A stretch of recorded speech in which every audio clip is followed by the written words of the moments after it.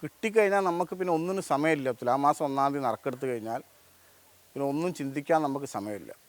അമ്പലങ്ങളിൽ ഭജനമഠങ്ങളിൽ മുഴുവൻ സ്വീകരണമായിട്ട് ഇങ്ങനെ ഓടിക്കൊണ്ടിരിക്കുകയാണ്. ആ ഓട്ടം ചെന്ന് അവസാനിക്കുന്നത് തുലാമാസം 30-ാം തീയതി വൈകുന്നേരം ശബരിമലയാണ്. ഒരു വർഷക്കാലം വീട്ടിൽ നിന്ന് വിട്ടു നിൽക്കണം. പിന്നെ സന്തോഷമാണ്, കാരണം ഒരു വർഷക്കാലം നമ്മൾ അയ്യപ്പൻ്റെ അല്ലെ മാളികപ്പുറത്തമ്മേൻ്റെ ദാസന്മാരായിട്ട് അവിടെ നിൽക്കുക എന്നുള്ളത്. പിന്നെ 30-ാം തീയതി ഇതൊന്നും കയറിക്കഴിഞ്ഞാൽ നമുക്ക് മകരവിളക്ക് കഴിയുന്നവരെ ഇതൊന്നും ചിന്തിക്കാനുള്ള സമയമില്ല. ജനുവരി 20-ാം തീയതി വരെ ഒന്നിനും നമുക്ക് സമയമില്ല. ഉറങ്ങാൻ സമയമില്ല, ഭക്ഷണം കഴിക്കാൻ സമയമില്ല, ഒന്നിനും സമയമില്ല. ഇപ്പോൾ രാത്രി 11 മണിക്ക് നടയടച്ച 11:45 12 മണിയാവും കിടക്കാൻ. എപ്പോൾ കിടന്നാലും രാവിലെ 2:15 2 മണി 2:15 എണീക്കണം.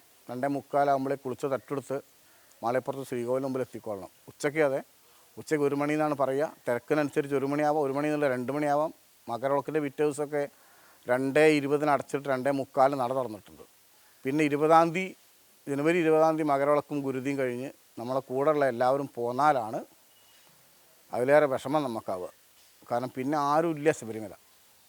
മാളികപ്പുറത്ത് ഞാനും ഉണ്ട്. മാളികപ്പുറം മേൽശാന്തി ഉണ്ടാവും. മേൽശാന്തിക്ക് ഭക്ഷണം ഉണ്ടാക്കി കൊടുക്കാനുള്ള ഒരാളുണ്ടാവും. സന്നിധാനത്തെ അവിടുത്തെ മേൽശാന്തി ഉണ്ടാവും, അദ്ദേഹത്തിന് ഭക്ഷണം ഉണ്ടാക്കി കൊടുക്കാനുള്ള ഒരാളുണ്ടാവും. ഒരു 2 ഗാർഡുമാരോ 2 വാച്ചർമാർ 4 പേര്. പോലീസ് സ്റ്റേഷനിൽ ഒരു 4 പോലീസുകാരുണ്ടാവും.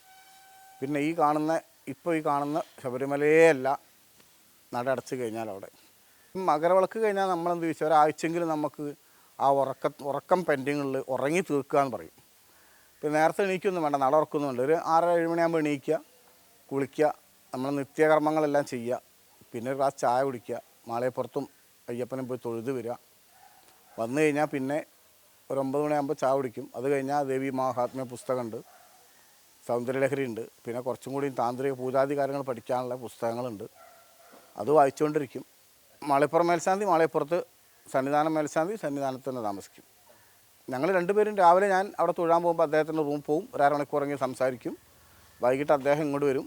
ഞങ്ങളെല്ലാവരും കൂടെ മാളികപ്പുറത്ത് ഇരുന്ന് ശ്രീകോവിലിൻ്റെ പുറകിൽ ഒരു സ്ഥലത്ത് നമ്മളവിടെ ഇരിക്കും. ഒരു അരമണിക്കൂറെങ്കിലും, ഒരു 5:30 വന്ന് 6-6:15 വരെയെങ്കിലും നമ്മളവിടെ എന്തെങ്കിലുമൊക്കെ നാട്ടുകാര്യങ്ങൾ പറഞ്ഞവിടെ ഇരിക്കും. അത് കഴിഞ്ഞാൽ നേരെ എല്ലാവരും കൂടെ പോയി അയ്യപ്പനെ തൊഴുത് അദ്ദേഹത്തിൻ്റെ റൂമിലേക്ക് പോവും. ഞാൻ മാളികപ്പുറത്തേക്ക് പോരും. മൃഗങ്ങളൊക്കെ വരുന്നുണ്ട്. അത് നമ്മൾ ശ്രദ്ധിക്കേണ്ട. നമ്മളെ മൃഗങ്ങളെ സ്ഥലത്താണ് നമ്മൾ പോയി താമസിക്കുന്നത്. നമ്മൾ അവരെ വഴിക്ക് പോയിക്കോട്ടെ, നമ്മൾ അവരുടെ അടുത്തേക്ക് പോകണ്ട, അത്രയേ ഉള്ളൂ. ആനയെ കണ്ടിട്ടുണ്ട്, കാട്ടുപോത്തിനെ കണ്ടിട്ടുണ്ട്, പുലിയെ കണ്ടിട്ടുണ്ട്, കരടിയെ കണ്ടിട്ടുണ്ട്. കടുവ വന്നു എന്ന് പറഞ്ഞ് കേട്ടിട്ടുള്ളൂ, കണ്ടിട്ടില്ല. അത് ആ മാളികപ്പുറത്ത് അന്നദാന മണ്ഡപത്തിൻ്റെ അതുവരെ വരും ആന. താഴെ ഭസ്മക്കുളത്തിൻ്റെ അതുവരെ പുലിയും കരടിയെല്ലാം വരും.